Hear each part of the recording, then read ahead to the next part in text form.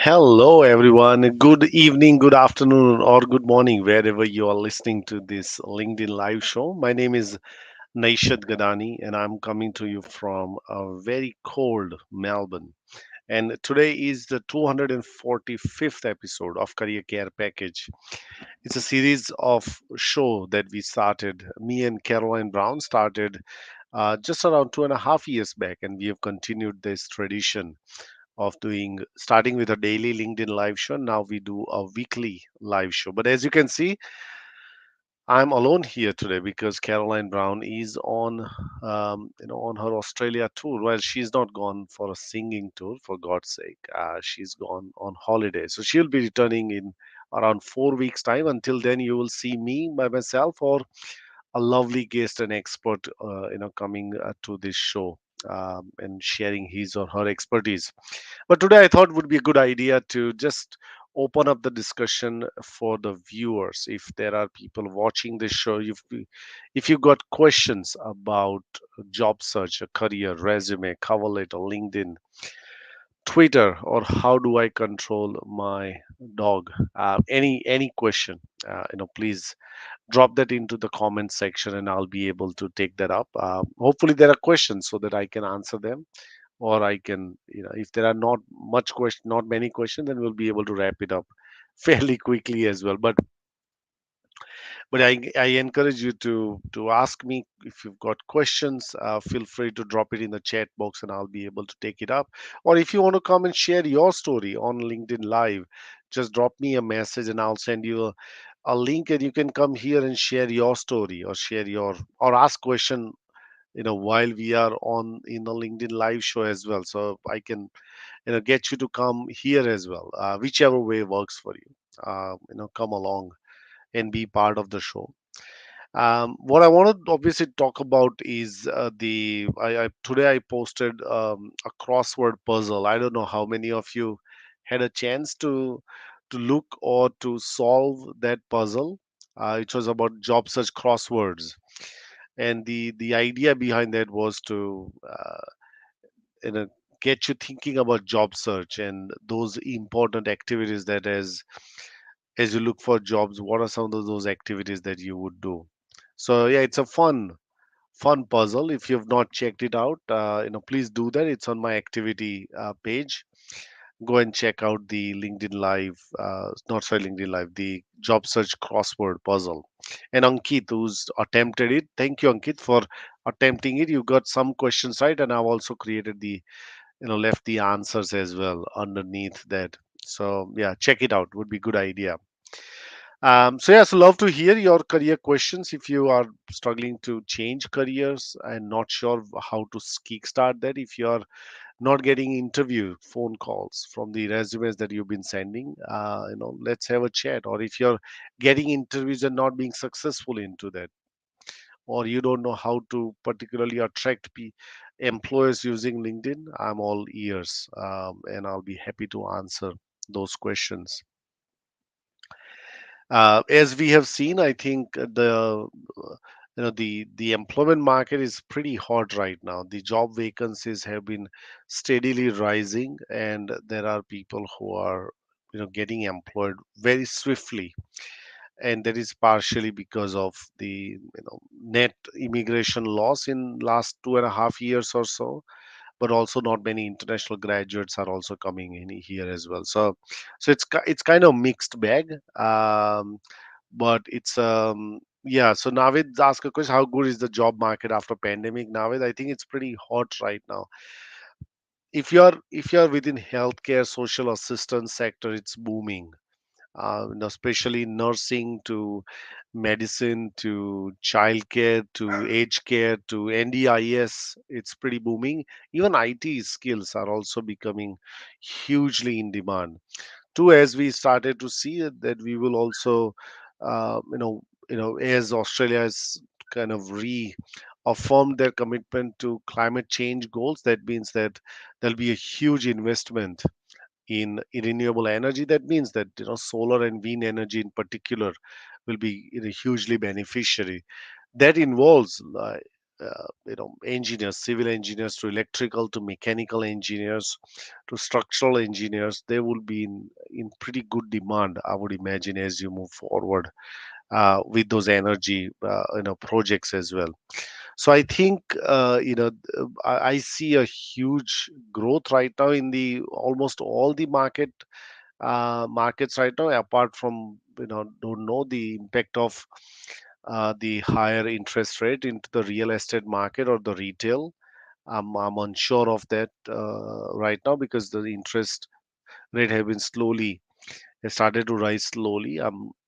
Particularly, no, I'm not an economist, so I can't even tell you whether that will have a what kind of impact that will have on individuals and on people on those careers within retail or real estate ones. But apart from that, I think the market is pretty strong right now. I hope I've answered your question. Feel free to drop in if you've got any other questions pertaining to your situation or just a general question about careers and job search.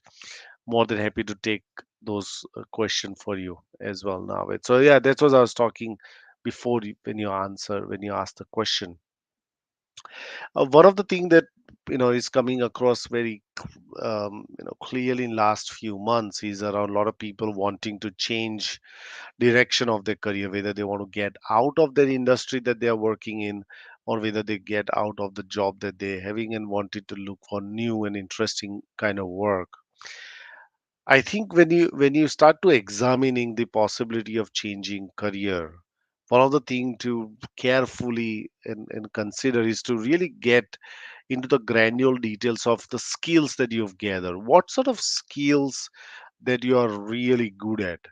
What um, what skills do you like to apply? What skills do you like to further enhance or strengthen? What sort of skills that you do not like to further enhance or further develop yourself? So I think understanding your skills is going to be an incredibly important part as we move forward, because the more that you understand the skills, the more you can see where it can apply in a different context altogether. So I think that's going to be incredibly important. Secondly is that a lot of the time I ask people, when you look at when you want to change careers and everything else, and you're not happy with the job, you'd always want to really clearly identify what tasks that you like to do and what tasks that you don't like to do, because going into the granular details is incredibly useful. It just clarifies in your mind that what sort of task that you would like to do in the future work, what would you enjoy doing and what you would not enjoy doing. So these are the things that I want you to really carefully consider. I think Naved's question is that during the pandemic, a lot of students studied virtually. Will the employers hesitate to give them their first break as many lack practical experience to a larger extent? That's a very good question, Naved. Something that I've never even thought of. But I would imagine that uh, you would you'd have to compensate their lack of practical experience because you worked in virtual environment with something, whether that is that you are able to demonstrate. Even I'm looking at both these students, international students and domestic student both. International students would probably have to demonstrate that they have acquired those skills while sitting in their country and studying, or even domestic student will have to find a way to prove that they have got this practical understanding of working in that environment. So I would think that that might pose a barrier. Having said that, the graduate recruitment even went on in 2020, 21, 22, 21, and 22 as well. So I think employers have also, in my view, would have adjusted or would have not not compromised, but would have recalibrated their recruitment process to understand that there might be students who've completed last 2 years of their degree virtually, and they may have had limited exposure to practical work experience, such as internship to any volunteering or work experience and that kind of thing. So I think they would have they would have recalibrated their approach. But I'm happy to be corrected. I've not been asked that question, Navid, but that seems a very important question. That whether employer would hesitate to give them a break. Currently in this market, if you're an engineer, an accountant, I think if you got limited experience too, you'd probably be picked up by now. Just because, as I explained, not many not many skilled individuals are currently available. So that could be that's my response to that now, and hopefully that answers your question, Navid. But thank you for asking. Navid's been asking questions on Facebook, just to let you know why. For those watching on LinkedIn, you might say, where are the questions coming from? It's coming from Facebook. So that's the reason. Yeah, yeah. Feel free to drop in. If I obviously don't get many questions, then I'll just go and have dinner and spend time with my family. But if you've got questions about resume, I should also let you know that there is a career expo happening in Melbourne, which I highly recommend all of you to attend, which is happening on next week, Friday, Saturday, and Sunday. It's free to attend, and there are a lot of employers coming in there. There'll be opportunity for you to network. There'll be a lot of seminars of industries or even career seminars that you can attend and really learn. And I think it's also an opportunity for you to go out of your home and participate with in face-to-face sessions as well. So I strongly recommend you to register yourself. I'm going to just put in the link here, for all of you to go and register. It's free to attend, so don't need to worry about anything. But it would be worthwhile for you to be part of the discussion as well. And I'm going to be there on Sunday. So if you happen to be in the Career Expo next Sunday, just say hello to me, and I'll be more than happy to catch up as a LinkedIn friends or Facebook friends or YouTube friends as well. So yeah, that would be great. Yeah, and what else can I tell you about the current? I think that LinkedIn is becoming quite big. Still, it's be pretty big in terms of how employers are attracting or how employers are finding potential employees. One of the use of LinkedIn that I must have advocated before, but have not talked about it recently, is that imagine that if you're looking for a particular role, we talked about informational interviews, but it's also worthwhile for you to look at how other people have also, you know, tr- kind of scaled their career journey as well. I think when you're looking at changing career or changing a job, we always look for evidences of people who have done that, people who have taken that risky pathway, or people who have done an interesting pathway. So I always recommend people to go and put in, if you're a business analyst and if you're looking to change career, just put in business analyst there and look at some of the business analysts who have done that career pathway. You probably be able to understand from a business analyst, where did they go to work? Did they become a senior business analyst? Did they become a product manager?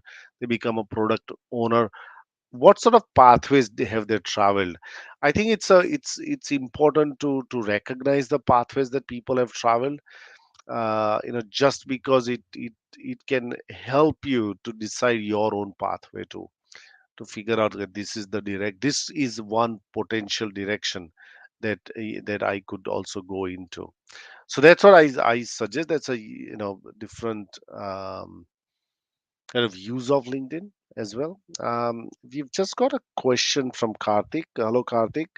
What trends are you observing in terms of skilled migration? I seem to have observed that overall sentiment to move to Australia has softened, partly due to optics around the COVID lockdowns, but would love to hear your thoughts on the outlook of the new financial year. That's a very big question. I think you're right. I think the general perception is that Australia was a nanny state, nanny country that closed down the borders, even if somebody sneezed on an aeroplane. um, and I think that has opened doors for other people to travel to Canada, to UK, especially for migration purposes.